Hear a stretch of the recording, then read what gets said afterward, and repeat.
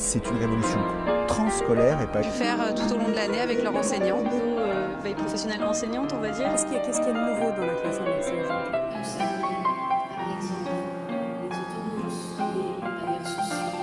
Bonjour Dominique Cardon. Bonjour. Tu viens d'intervenir donc dans l'atelier Big Data Objets Connectés du Forum de la gouvernance Internet et tu as tenu deux propos qui ont, je crois, un peu interpellé et intéressé la salle.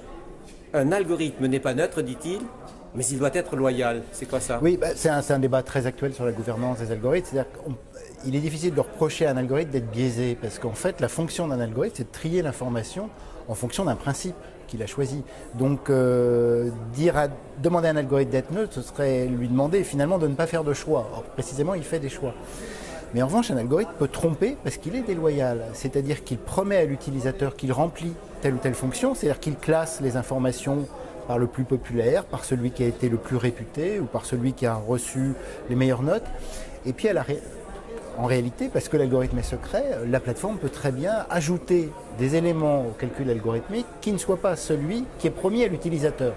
Et donc la déloyauté, c'est tout simplement de ne pas faire ce que l'utilisateur croit qu'il fait. Alors ce qui est compliqué, c'est que l'utilisateur, souvent, il ne sait pas très bien ce qu'il fait, mais il imagine quand même quelque chose. Et moi, je pense que c'est essentiel dans une éducation aux algorithmes, c'est que les utilisateurs se mettent à se dire cet algorithme il fait ça pour moi et j'arrive à le représenter dans une phrase. Et cette phrase, ça doit être à peu près une compréhension de ce que devrait faire ou de ce que prétend faire l'algorithme. Et puis si Amazon est en train d'écluser des caisses de livres parce qu'il a un accord avec un éditeur mais que ça ne correspond pas du tout aux recommandations qui devraient être personnalisées en fonction de ceux qui ont aimé le même livre que moi, là l'algorithme est déloyal et ça il faut se donner des moyens de le vérifier. Que Google privilégie ses propres services, qu'on entend souvent, il y a beaucoup d'éléments dans lesquels on peut poser un soupçon, non pas de biais, mais de manque de loyauté des algorithmes vis-à-vis des utilisateurs. Alors on parle beaucoup de données ouvertes, d'open data.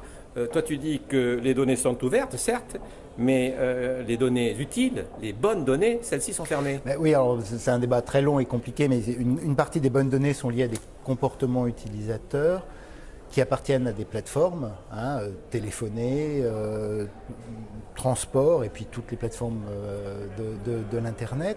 Et ces données, elles sont très utiles parce qu'elles permettent le réglage de la boucle d'apprentissage des algorithmes. Et on voit bien que dans les débats actuels, on veut bien partager des contenus, des bases de données, d'informations, etc. Qu'en revanche, évidemment, ces données-là, les grandes plateformes les gardent pour elles. Et évidemment, alors je le dis sans...